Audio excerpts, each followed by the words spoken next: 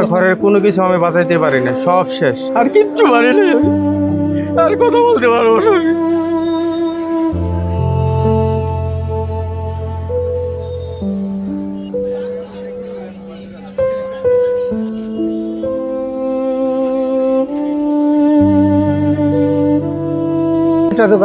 দুটো দোকানের মধ্যে একটা সুচিত্রা 1 আর একটা সুচিত্রা 2।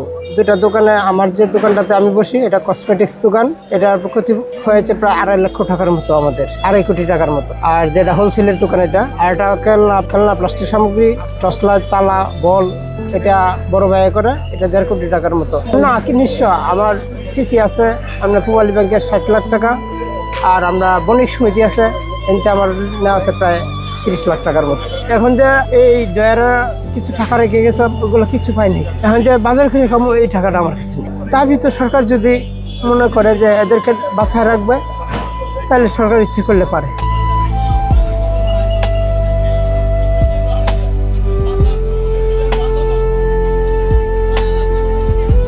আমার ঘরের কোনো কিছু আমি বাঁচাইতে পারি না, সব শেষ। শুধু আমার 2টা ছেলে, আমার মা, বোন, বউ, শুধু তাদের জীবনটা শুধু কোনোভাবে বাঁচাই আনছি, আর কিচ্ছু পারি না আমি, আর কথা বলতে পারবো না আমি।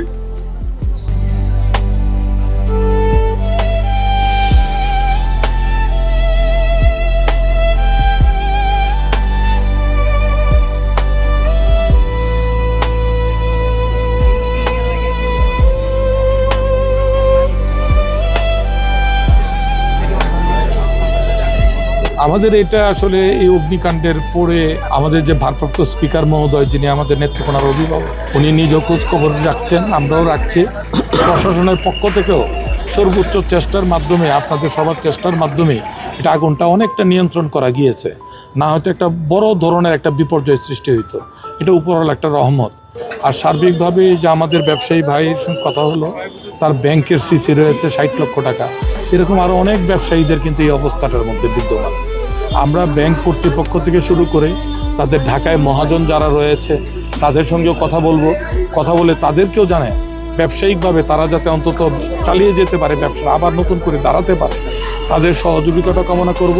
আর সরকারিভাবে সর্বোচ্চ পর্যায়ে আমাদের মাননীয় ভারপ্রাপ্ত স্পিকার মহোদয়, উনিও প্রধানমন্ত্রীকে অবহিত করেছেন। আমরা সর্বাত্মকভাবে এই ব্যবসায়ীদের পাশে আমরা থাকবো।